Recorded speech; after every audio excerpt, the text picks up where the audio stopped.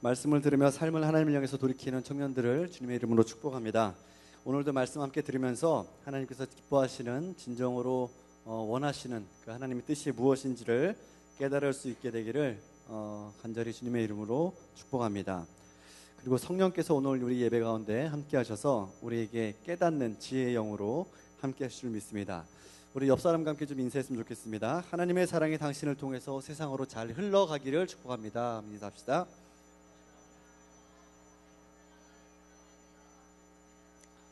네, 소통이 화두가 되는 세상입니다. 요즘 뭔가 막히면 통하지 않으면 통한다라는 그런 주제를 쓰는 곳도 있더라고요.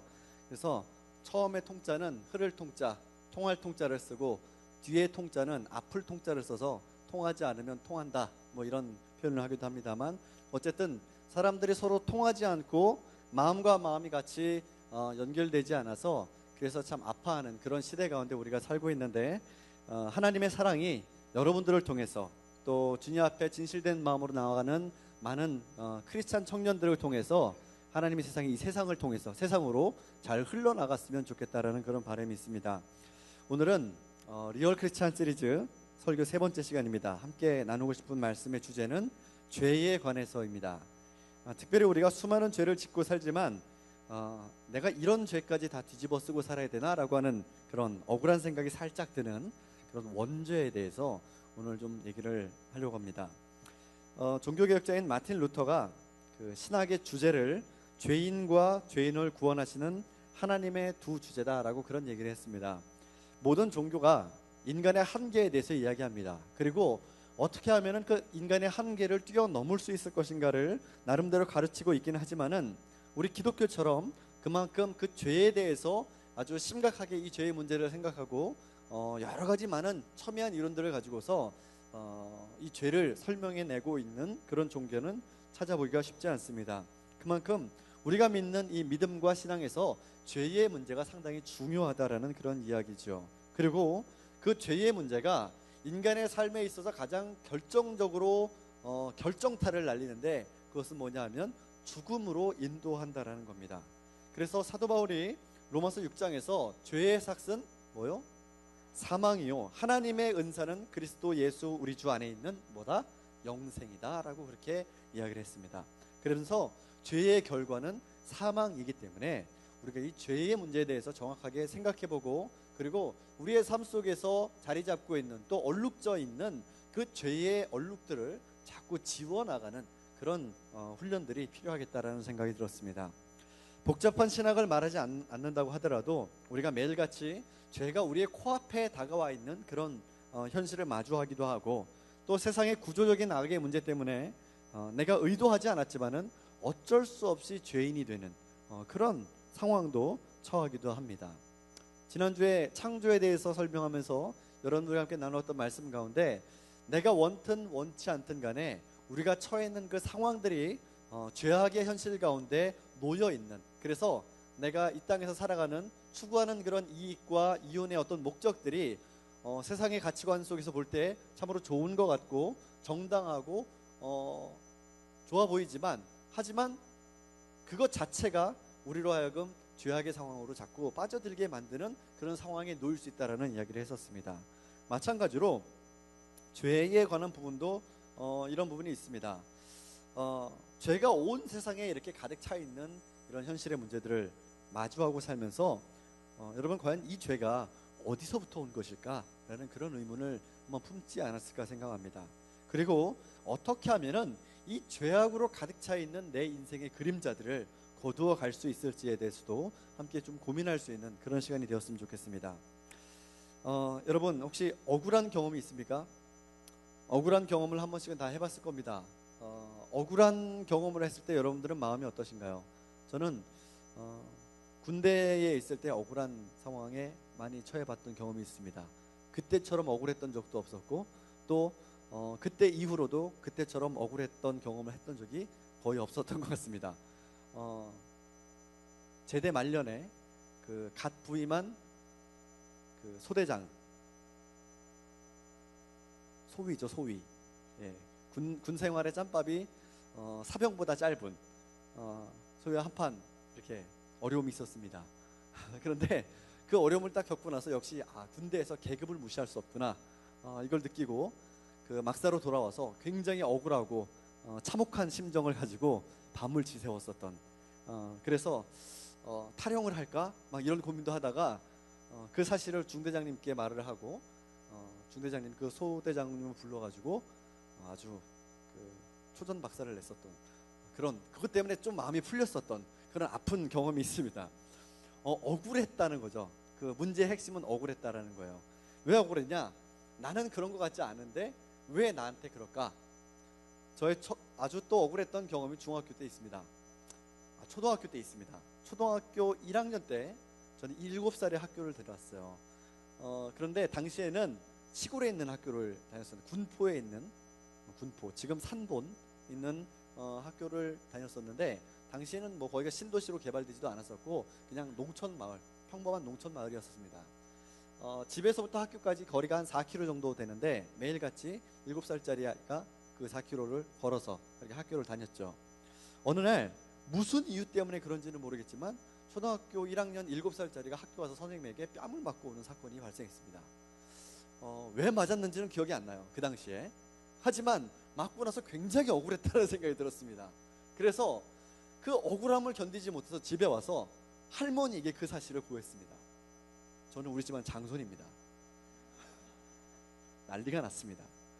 저희 할머니가 그 당시만 해도 저희 할머니 좀 여장부 스타일이세요.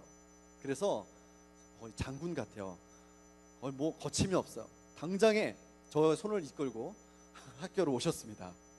당시에 거기 막 신장로를 닦는다고, 도로를 포장한다고 해가지고 도로공사를 한다고 해서 거기 막 흙을 막 쌓아놓고 그 길이 말이 아니었어요.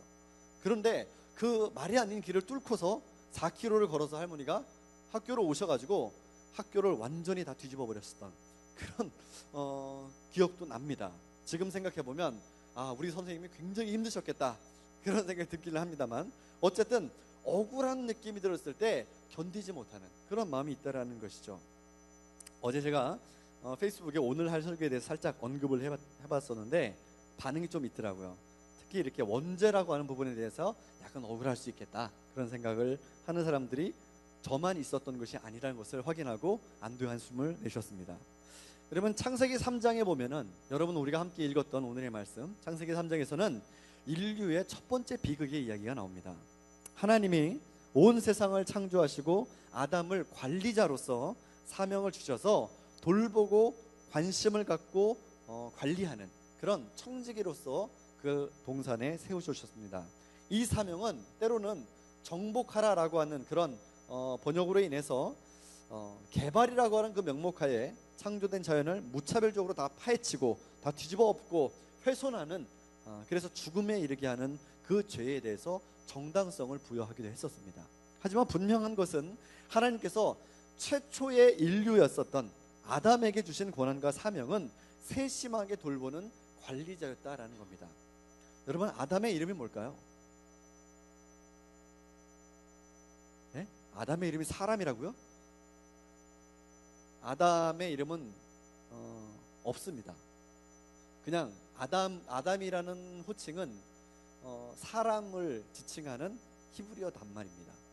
그러니까 태초에 하나님이 아담을 지으셨다, 태초에 하나님이 사람을 지으셨다라는 겁니다.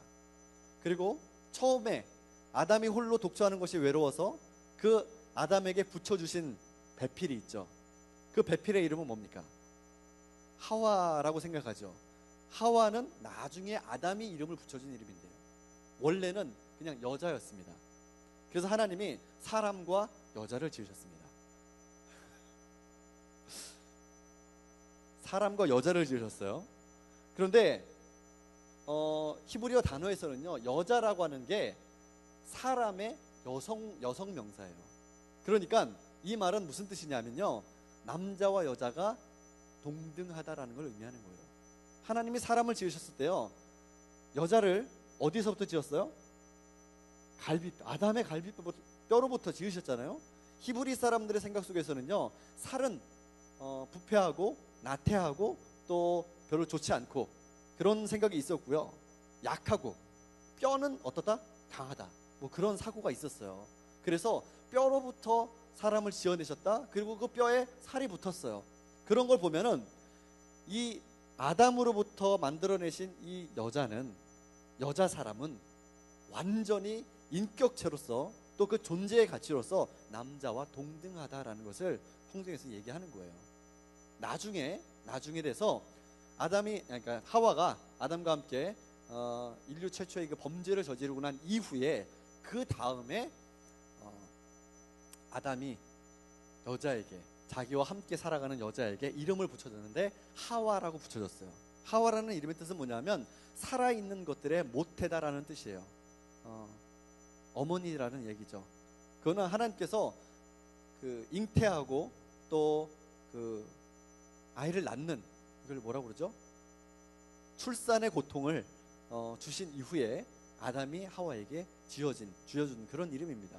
그리고 그때부터 남자와 여자의 관계가 종속적인 관계가 시작됐다라는 거예요. 이 얘기는 조금 나중에 좀 더 하더라도 어쨌든 아담은 첫 사람을 하나님께서 지으셨을 때에 모든 피조된 만물들을 세심하게 보살피는 관리자, 어떤 마음을 가지고? 사랑하는 마음을 가지고, 애정을 가지고 세심하게 케어하는 그런 사람으로 세워주셨다라는 거예요. 아담이 모든 동식물과 피조물들에게 이름을 붙여주셨어요. 그리고 열심히 일했어요. 여러분 혹시 생각하기에 아담이 범죄하지 않았더라면 우리가 지금 오늘날처럼 막 힘들게 추월하고 일하지 않아도 될 텐데, 혹시 그런 생각을 하는 사람이 있다면 꿈을 깨십시오. 아담도 일했었습니다. 아담도 일했었고요. 하나님이 주신 그 창조하신 동산을 돌보기 위해서 열심히 일했었습니다. 그래서 노동이라고 하는 것이 인간의 범죄한 것 때문에 주어진 형벌이 아니라 노동 그 자체는 신성하다라는 거예요. 여러분 잘 기억하십시오. 자, 그리고 나서 아담이 열심히 하나님 주신 사명을 따라서 동산을 잘 관리하고 피조물들을 돌보는 일들을 열심히 했습니다. 그런데 결정적으로 하나님께서 그 아담의 뒷모습을 딱 보셨는데 그 뒷 그림자가 쓸쓸해 보여, 외로워. 그래서 하나님께서 여자를 만들으셔서 그를 돕는 배필로 세워주셨습니다. 아담과 하와가 동등한 인격체로 창조가 되었고 서로 돕고 사랑하는 관계가 되었습니다. 아담이 살던 이 에덴 동산은 모든 것이 부족함이 없이 풍요로운 것이었고 그곳에는 세상으로 흘러나가는 4개의 그 생명줄 같은 강이 이렇게 흘러나가고 있고, 그리고 마치 그곳이 물된 동산과 같아서 그래서 그곳에는 생명의 풍성한 기운이 넘쳐나는 그런 아주 생명력 있는 곳을 상징하는 곳이 바로 에덴이라는 곳입니다. 그리고 그 동산의 중앙에는 선과 악을 알게 하는 나무가 한 그루 서 있는데, 그런데 하나님께서 아담에게 동산의 어떤 열매도 먹어도 괜찮지만, 하지만 동산 한가운데 있는 그 선과 악을 알게 하는 그 나무의 열매는 먹지 마라 라고 그렇게 얘기하셨어요. 왜? 그걸 먹는 날엔 네가 정녕 죽을까 하노라 라고 그렇게 염려가 어린 말씀으로 선언하셨죠. 어느 날 뱀이 하와를 찾아와서 유혹합니다. 왜 여자를 찾아와서 유혹했을까요? 그거는 모르겠습니다. 왜 그랬는지. 어쨌든 뱀이 찾아와서 유혹합니다. 동산 한가운데 하나님께서 금하신 그 열매를 먹으면 눈이 밝아지고 선악을 알게 돼서 하나님처럼 될 것이라고 그렇게 얘기합니다. 뱀은 절대 하와에게 그 열매를 먹으라는 얘기 하지 않았습니다. 뭐라고 처음에 질문합니까? 하나님이 진짜 그 가운데 있는 동산 한가운데 있는 그 선악과 열매를 먹지 말라고 하시든? 이렇게 묻습니다. 먹지 말라고 그러셨어? 괜찮아, 먹어. 이렇게 하지 않았다는 거죠. 먹지 말라고 하시든? 이렇게 딱 물으시면서 궁금증을 유발하죠. 자, 그리고 나서 그 열매를 먹으면 어떻게 될 것인가에 대해서 이야기하기 시작합니다. 눈이 밝아지고 선과 악을 알게 되어서 너희가 하나님처럼 될 거야 라고 그렇게 이야기하는 거죠. 자, 그 말을 들은 하와가 선악과를 보니 어떻다고 그랬습니까? 그 열매가 먹음직도 하고 보암직도 하여서 지혜롭게 할 만큼 탐스럽기도 한 그 나무가 보이는 거예요. 그래서 하와가 그 열매를 즉시 따먹었고, 그리고 남편 아담에게도 주어서 나누어 먹었습니다. 잘 먹긴 했죠. 그런데 문제가 생겼습니다. 그 열매를 먹은 후에 아담과 하와에게 엄청난 변화가 일어났어요. 그 변화는 뭐냐면 이들이 서로 벗고 있었다는 사실을 알게 되었다는 겁니다. 뭔가 딱 먹었는데 먹고 나니까 불이 딱 켜진 것처럼 깜깜한 밤에 서로 얼굴도 확인하지 않고 서로 행복하게 잘 살고 있었는데 어느 날 갑자기 불이 딱 켜졌는데 상대방의 얼굴을 확인하는 그 순간에 이 사람이 내 사람이 아닌가? 이런 생각이 들지도 모르겠습니다. 어쨌든 이 벗고 있었다는 사실에 대해서 굉장히 수치스럽게 생각을 했죠. 그래서 이 둘은 무화과 나무 잎으로 몸을 가리고 하나님의 낯을 피해서 숲을 속으로 숨었습니다. 동산을 거니시면서 아담을 찾으시는 그 하나님의 부름을 듣는 아담이 마음이 두렵습니다.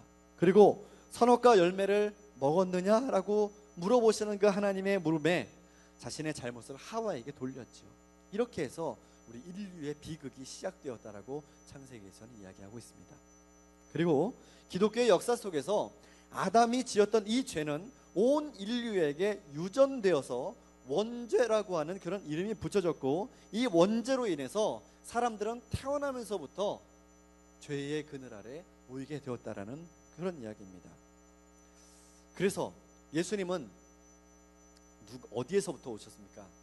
누구에게 나셨습니까? 사도신경에 고백하죠. 마리아는 마리아인데 마리아가 어떤 여자입니까? 동정녀다. 동정녀. 처녀가 잉태하여 아이를 낳은 그 이름을 예수라 하라. 네? 왜냐하면 유전되었다고 그랬잖아요. 죄가. 사람들의 생각 속에 이렇게 생각이 들었던 거예요. 아담 첫 사람으로부터 시작된 그 죄가 어떻게 사람들에게 계속 이어져서 나갈 수 있느냐? 남자가 여자가 결합할 때, 그때 유전되어서 그렇게 죄가 흘러간다라고 사람들이 생각했다라는 거예요. 그래서 예수님은 하나님의 아들이시기 때문에, 죄가 없으신 분이시기 때문에 어떻게 예수님이 나셔야 되는가? 동정녀의 몸에서 나셔야 된다라는 그런 생각을 하게 됐다라는 것이죠. 결국 죄의 값을 죽음으로 치를 수밖에 없는 인간이 구원에 대한 열망을 품고 있었는데, 구약시대에는 희생제사를 통해서 하나님께 지은 죄에 대한 자비와 용서를 구하게 됐었어요. 하지만 그보다 더 근본적인 대안이 있었는데, 그것이 바로 예수 그리스도께서 십자가를 지심으로 모든 인류의 죄를 대속하고 구원에 이룰 수 있도록 하는 것, 이것이 바로 하나님의 위대한 인간 구원의 프로젝트였다라는 겁니다. 우리는 그동안 방금 내가 말한 이 주제를 가지고 복음을 전해서 많은 열매를 맺기도 했었습니다. 하지만 복음을 듣고 영접하기는 했지만 또 그렇거나 아니면 영접을 하기는 했지만 여전히 회의적인 상태에 남아있는 그런 사람들에게 있어서 이 원죄라고 하는 문제는 대단히 억울한 문제로 다가온다는 겁니다. 내가 가만 생각해보면 뭘 얼마나 잘못했길래, 나 그렇게 잘못한 것 같지 않은데, 내가 사람을 죽이지도 않았고 누군가에게 크게 사기를 친 것도 없었고 내가 했던 어떤 거짓말이 사람을 큰 낭패에 빠뜨리지도 않았었는데, 내가 인생 그렇게 막 살지 않았었는데 왜 도대체 내가 저지른 이 죄들 때문에, 이 사소한 죄들 때문에 예수라고 하는 사람이, 하나님의 아들이라고 하는 분이 십자가를 대신 지고 죽어야 될 만큼 내 죄가 그렇게 중요한 것인가? 나는 억울하다.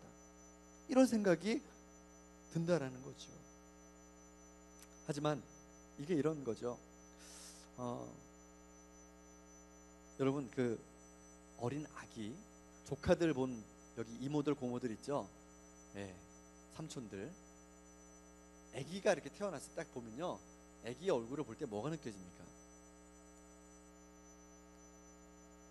평안, 기쁨, 순결함, 뭐 이런 게 느껴집니까? 순수함 느껴지죠? 네. 이 아이에게 죄가 있을 것 같습니까? 없을 것 같습니까? 없을 것 같죠?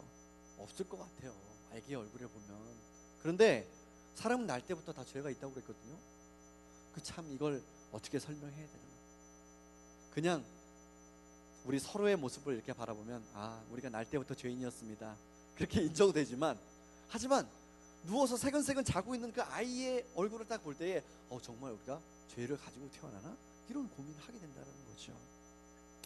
더군다나 내게 복음을 전했던 사람은 내가 죄인이라고 일단 말하고 시작하니까 살짝 기분이 나빠지는 겁니다.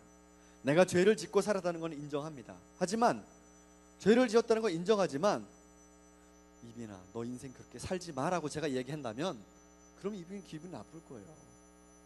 목사님, 저도 제가 그렇게 살면 안 된다는 거 알죠? 하지만 목사님 그렇게 얘기하면 안 되죠. 이런 생각이 들 수 있다라는 거죠.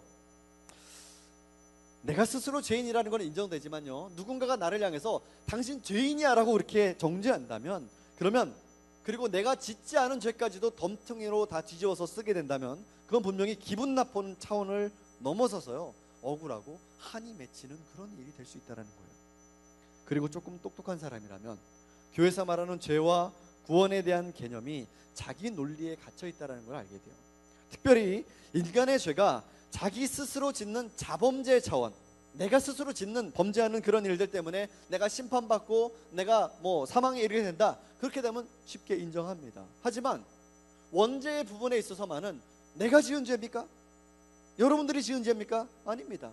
인류의 첫 사람이었던 아담이 지은 죄 때문에 내가 그 원죄를 뒤집어 쓰고 나까지도 그 죄에 대한 심판의 어떤 결과를 기다려야 된다라고 생각한다면, 그것처럼 억울한 일이 어디 있습니까? 더 억울한 거는 내가 짓지도 않았지만 또 나에게 뒤집어 씌워진 그 원죄라는 거를 사해주기 위해서, 구원해주기 위해서 내가 아닌 누군가 또 다른 사람, 제2의 아담, 예수라고 하는 하나님의 아들이라고 불리는 이 사람이 내 죄를 대신해서 지고 죽는다라고 하는 건요, 이거는 죄를 짓는 것도 내가 아니야, 나를 구원해 주는 것도 내가 아니야. 도대체 이거는요, 어떻게 보면은 하나님이 완전 병 주고 약 주고 다 한다는 거죠. 그래서 많은 신학자들이 이 문제에 대해서 좀 합리적으로 해결해 보려고 많이 노력을 기울여 왔었어요. 바르트라고 하는 사람은요, 죄를 교만이라고 얘기했어요. 교만, 하나님보다 자기가 더 높아지려고 했었던, 하나님과 동등해지려고 했었던 그 사람의 마음이 교만이다. 그리고 그것이 바로 우리의 원죄의 근원이다라는 그런 얘기를 했습니다. 하나님을 믿지도 않고 인정하지도 않는 태도, 이것이 바로 죄의 뿌리라는 겁니다. 또 틸리라고 하는 사람은 죄는 소외라는 얘기를 했습니다. 타락이라고 했어요. 죄가 본질적인 것에서 비본질적인 것으로, 본질적인 것에서 실존적인 것으로, 본질적인 것은 하나님이신데 실존은 사람입니다. 하나님이 사람이 되는 것, 이것은 자연스러운 일입니다. 왜냐하면 하나님이 예수님을 통해서 그렇게 보내주셨기 때문에. 하지만 사람이 하나님이 되려고 하는 것, 실존이 본질이 되려고 하는 그런 상황 가운데서 벌어지는 그런 오류가 있다. 그것이 바로 뭐냐면 하나님께로부터 떠나는 현상이다. 이거를 하나님께로부터 소외라고 이야기하면서 이것이 원죄다라는 그런 얘기도 했었습니다. 하지만 인간의 문제, 그리고 특히 죄의 문제에 있어서는 개인적인 차원을 넘어서서 사회적인 배경하에서 발생하는 경우도 많다라는 거예요. 그렇기 때문에 하나님을 모르는 것이 죄라고 하는 주장이나 교만이나 소외가 죄라고 하는 이 주장은 교회 밖의 사람들이나 교회 안에서 고민하는 신앙인들에게나 너무나 단순하고 순환 논리의 오류에 빠져 있다라고 그렇게 느껴진다는 겁니다. 하지만 죄의 문제를 단순하게 개인적인 차원을 넘어서 관계의 차원에서 이 문제를 보기 시작한다면, 그러면 이게 느껴지는 차원이 달라진다는 거예요. 지난주에 창조에 대한 이야기하면서 우리 모두가 서로 연결되어 있는 존재라는 얘기를 했었습니다.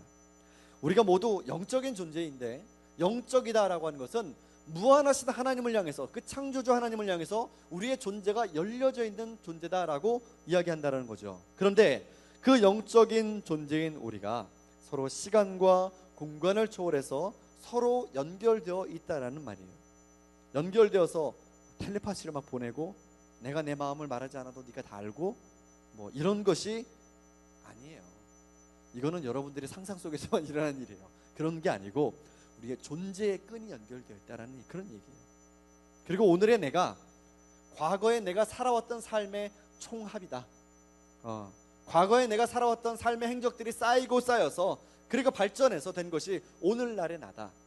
더 나아가서 우리가 살아가는 이 삶의 현실이라는 것이 비단 나뿐만이 아니라 나와 함께 더불어 살아가는 모든 사람들의 삶의 총합이 바로 우리의 삶이다라고 이야기해도 틀리지 않을 거라는 거죠.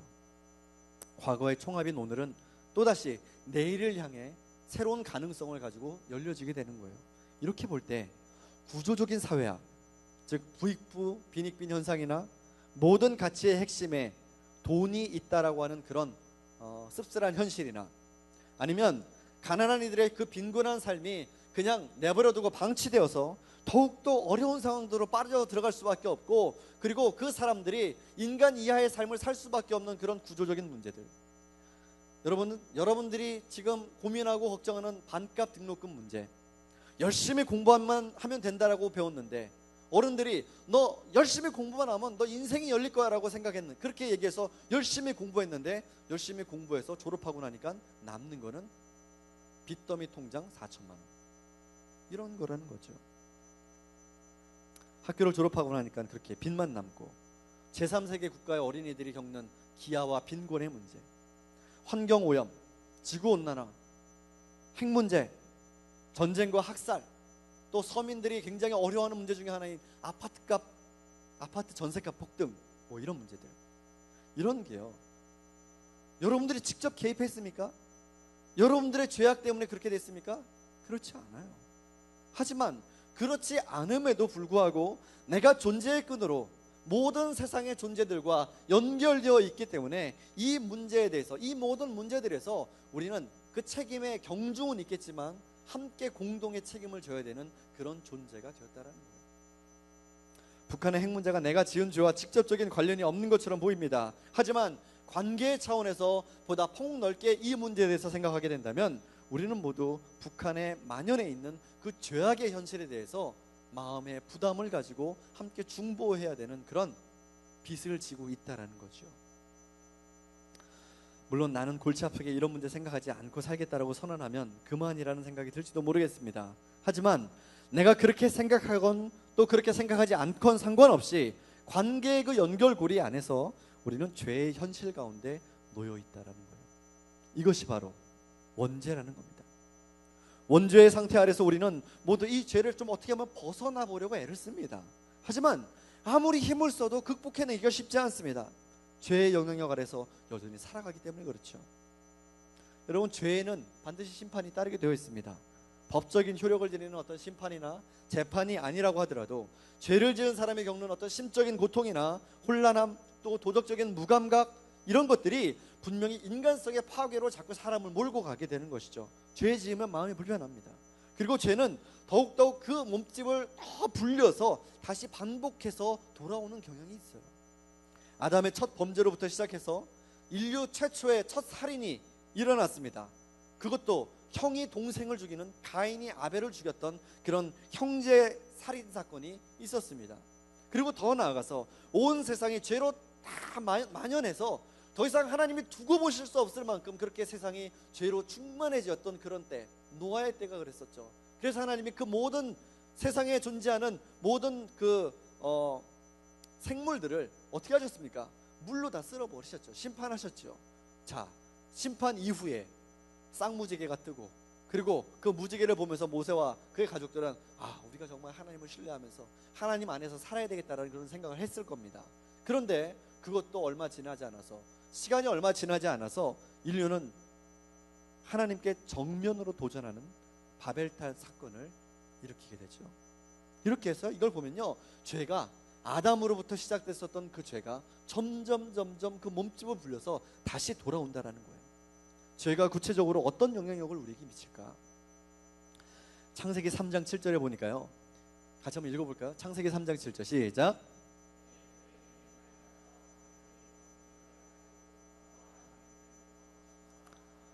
죄가요, 사람에게 몰랐으면 좋았을 것을 알게 했어요. 죄를 짓기 전에는 부끄러움을 몰랐습니다.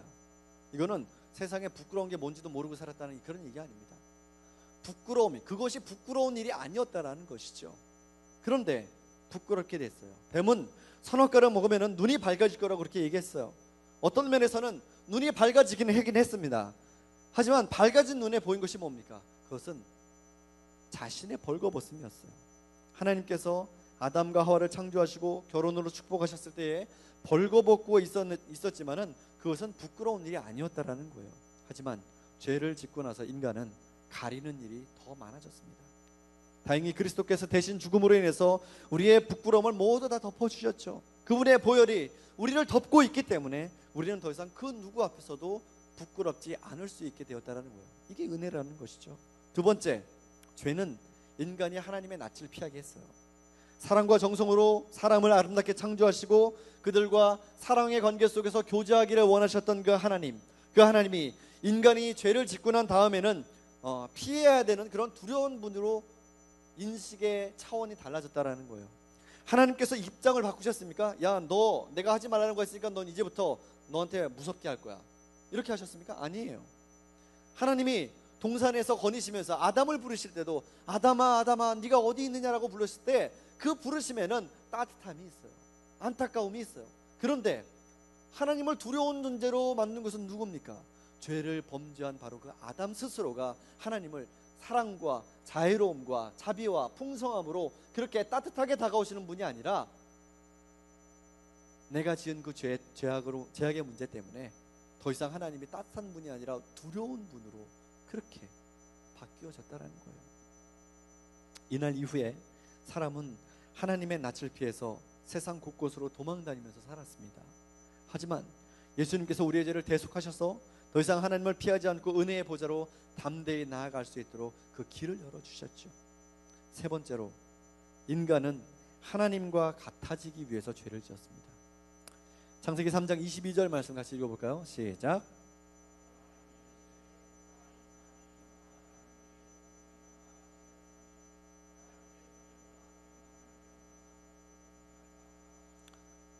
하나님과 같아진 인간이 하나님과 같이 있을 수 없게 되었어요. 안타까운 현실이죠. 여러분, 우리가 삶에서 추구해야 되는 건 뭘까요? 아담과 하와처럼 하나님같이 되는 것, 그걸 추구해야 됩니까? 아닙니다. 하나님같이 되려고 하면요, 마음만 자꾸 교만해져요. 그리고 하나님같이 되려고 하면요, 자꾸 내 주변에 있는 사람들을 깔아뭉개게 돼요.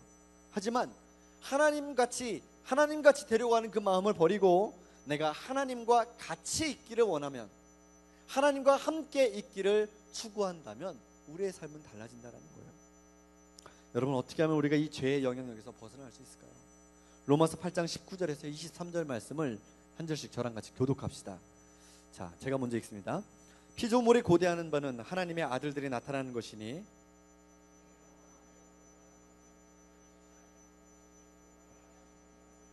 그 바라는 것은 피조물도 썩어짐의 종노릇한 데서 해방되어 하나님의 자녀들의 영광의 자유에 이르는 것이니라.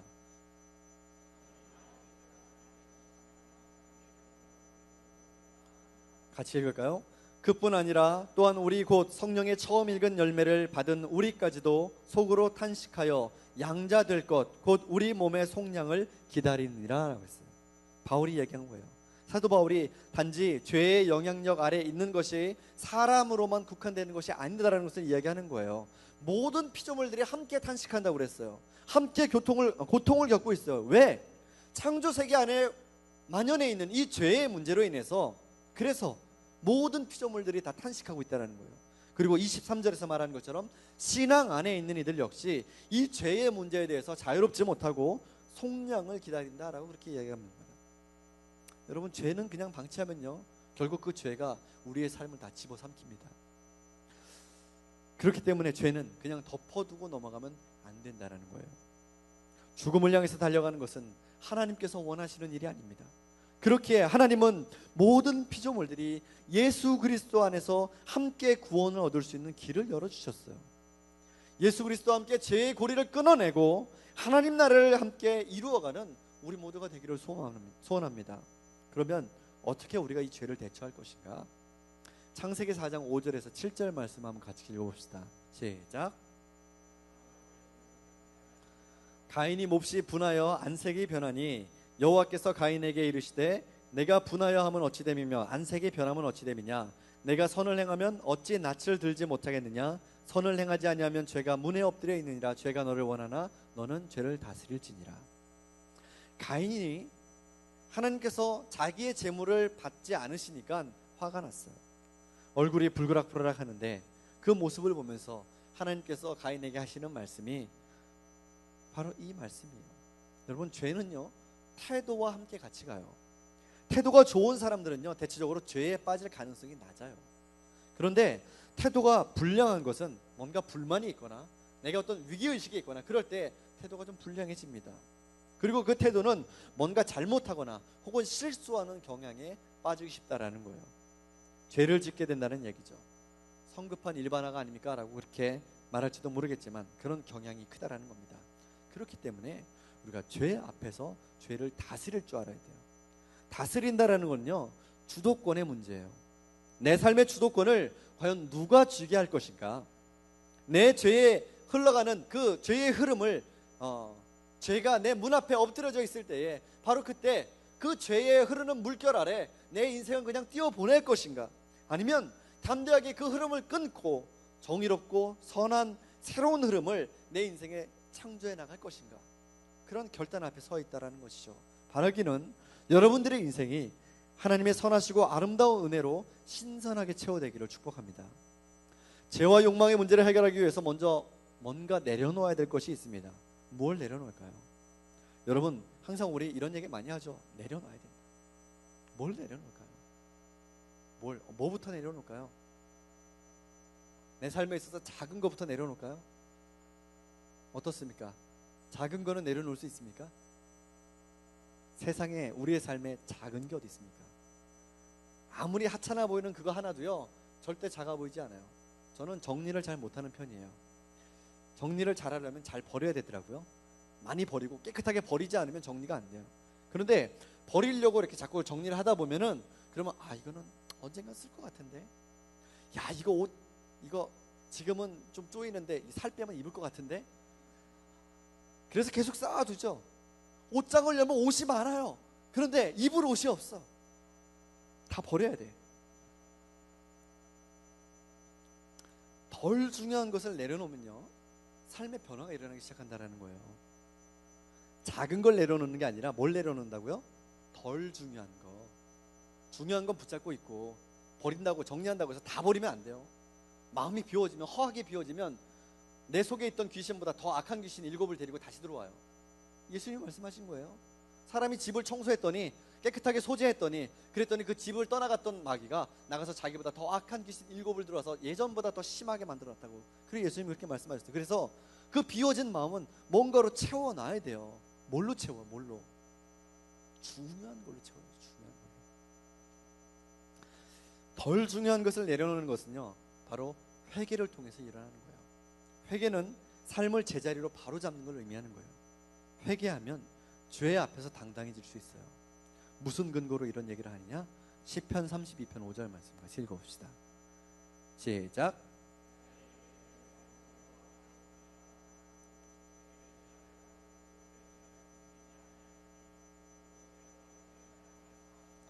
자, 허물을 여호와께 자복하였더니 여호와께서 내 죄를 어떻게 하셨다고요? 사하셨다. 회개하면 어떻게 해주신다고요? 용서해 주신다. 시편 34편 18절, 여호와는 마음이 상한 자에게 가까이 하시고 중심에 통회하는 자를 구원하시는도다. 사도행전 3장 19절, 그러므로 너희가 회개하고 돌이켜 너희 죄 없이 함을 받으라. 이같이 하면 새롭게 되는 날이 주 앞으로부터 이를 것이요. 요한일서 1장 9절, 만일 우리가 우리 죄를 자백하면 그는 미쁘시고 의로우사 우리 죄를 사하시며 우리를 모든 불의에서 깨끗하게 하실 것이요. 회개한다고 해서 이전의 죄에 계속 얽매여 있는 상태로 남아있는 게 아니에요. 회개하면 우리는 이전에 지었던 죄로부터 당당해질 수 있어요. 회개하면은 더 이상 우리가, 사단이 우리를 향해서 정죄한다고 할지라도 예수님께서 우리의 중보자가 되어주셔서 이 사람, 귀인은 더 이상 예전의 그 죄로부터 얽매여 있는 사람이 아닙니다라고 하나님 앞에 증언해 주신다는 거예요. 비단 귀희만의 문제입니까? 아닙니다. 우리 전부의 문제입니다. 회개하면 우리는 죄로부터 자유롭고 당당해질 수 있게 되는 것이에요. 삶을 얽어매고 존재의 끈으로 전파되고 있는 그 죄의 영향력이 끊어지는 놀라운 은혜의 역사가 시작된다는 말이죠. 히브리서 12장 1절 말씀에, 이러므로 우리에게 구름같이 둘러싼 허다한 증인들이 있으니 모든 무거운 것과 얽매이기 쉬운 죄를 벗어버리고 인내로써 우리 앞에 당한 경주를 하며 라고 했어요. 여러분, 죄가 여러분의 삶을 얽매이지 않도록 경계하시기 바랍니다. 그리고 죄의 굴레 안에서 벗어나지 못하고 허덕이고 있다면 그 문제의 중심에 무엇이 있는지를 분명하고 정직한 눈으로 바라보게 되기를 바랍니다. 대개 문제가 뭔지 모를 때, 야, 뭐 문제 있어? 나 도대체 문제가 뭔지 모르겠어. 대부분 그런 사람들은요, 자기 자신에게 정직하지 않은 사람이에요. 정직하게 그걸 말하려고 하니까 내가 너무 비참해. 정직하게 내가 뭐가 문제인지는 난 이미 알고 있지만 누군가가 나에게 너 문제가 뭐니라고 물어봤을 때 난 그 문제가 도대체 뭔지 모르겠어. 도대체 뭐 때문에 내가 이렇게 어렵고 심란한지 모르겠어. 여러분, 자기 자신에게 대해서 거짓말하지 마세요. 정직하게 하십시오. 자기 자신에 대해서 뭔가 자꾸 숨기려고 하지 마세요. 내 동생 아벨이 어디 있느냐라고 물으시는 그 하나님의 음성에 가인이 이렇게 대답했죠. 내가 내 동생을 지키는 자리인가. 여러분, 진리 안에서 자유롭고 은혜 안에서 기쁨이 충만한 삶을 살게 되기를 축복합니다. 더 이상 죄의 문제가 여러분들의 인생의 발목을 잡지 않게 되기를 축복합니다. 하나님은 우리를 자유로 부르셨습니다. 그리고 우리를 축복의 삶으로 부르셨습니다. 여러분, 더 이상 내가 죄인이지만 나는 용서받은 죄인이다. 저를 한번 따라해서 해볼까요? 나는 용서받은 죄인이다. 사단이 아무리 여러분들을 향해서 너 죄인이야 라고 정죄한다고 할지라도 우리는 더 이상 하나님 앞에서 죄인이 아닙니다. 여러분, 여러분들의 삶을 거룩하고 순전한 자리에 내려놓으십시오. 그리고 삶에서 덜 중요한 것들을 빨리빨리 정리하십시오. 중요한 것 하나만 붙잡으면 됩니다. 그것 붙잡고 오직 하나님만 바라보고 진리 안에서 살아가는, 죄의 문제에 얽매이지 않는 저와 여러분이 되기를 주님의 이름으로 축원합니다. 이제 함께 우리 같이 좀 찬양하고 결단하는 그런 기도를 주님께 드렸으면 좋겠습니다. 우리 아까도 함께 불렀던 찬양, 세상의 유혹 시험이 내게 몰려올 때에 나의 힘으로는 그것들을 모두 이길 수 없지만 주님을 찬양하고 하나님께서 내 삶에 개입하셔서 내 삶 속에 깊은 곳까지 들어오셔서 나를 새롭게 하시고 내 인생의 모든 죄악의 문제들을 해결하시는 분이심을 고백하면서 하나님, 내가 더 이상 죄인의 그 속박 안에서 살지 않겠습니다. 그렇게 한번 좀 결단하게 되기를 소원합니다. 같이 찬양합시다.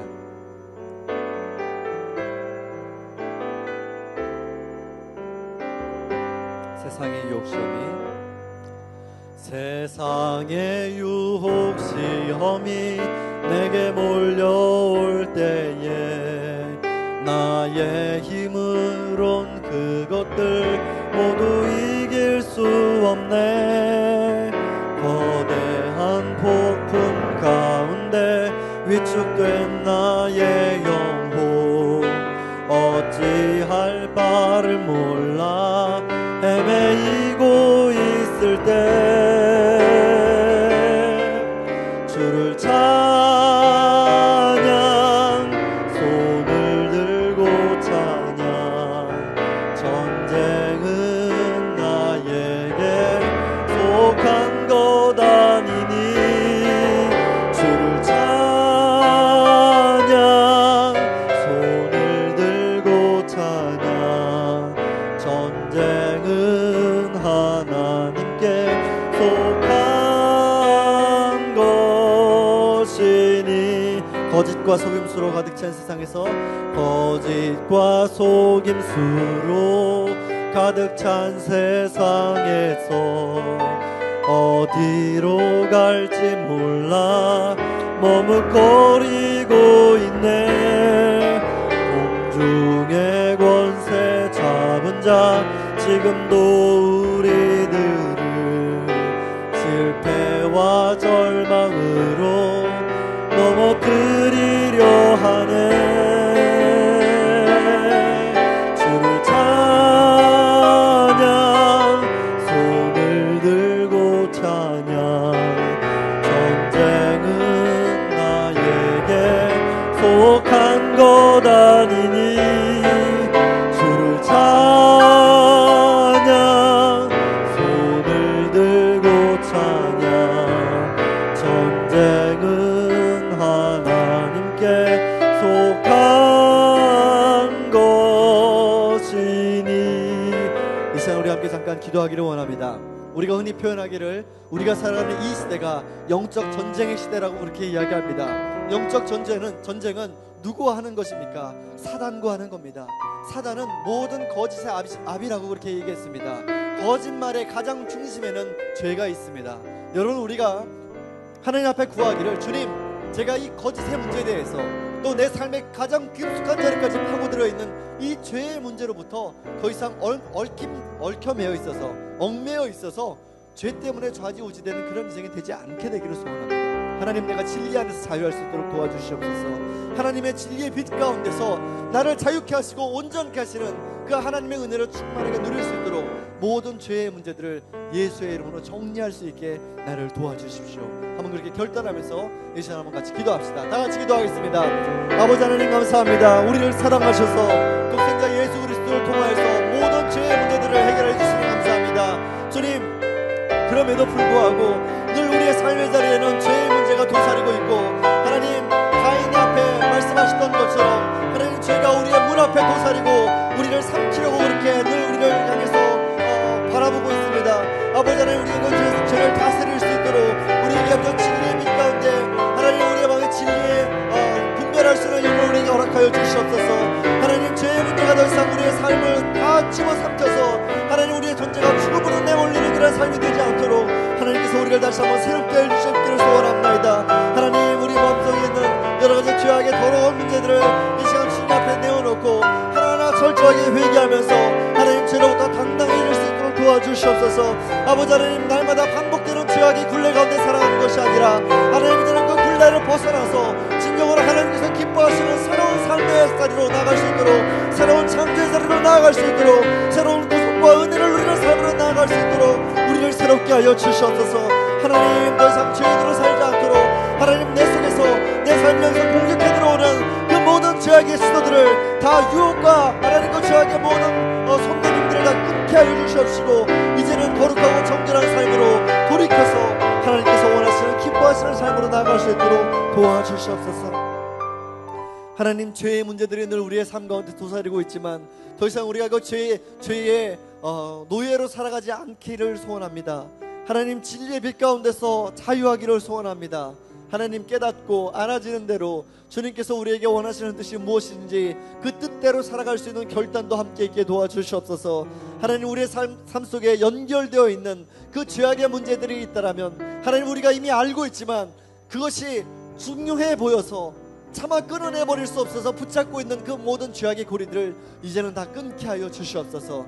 하나님, 이제 우리가 거룩한 삶으로 다시 돌이켜서 주님께서 원하시는 하나님 나라를 우리의 삶을 통해서, 또 하나님, 우리의 모든 손과 발과 우리의 말을 통해서, 우리의 모든 삶의 전 존재를 통하여서 그 하나님의 나라를 함께 이루어가는 우리 모든 청년들이 다 될 수 있도록 주님 축복하여 주시옵소서. 진리 안에서 자유하기를 소원합니다. 예수의 이름으로 간절히 기도드렸습니다. 아멘.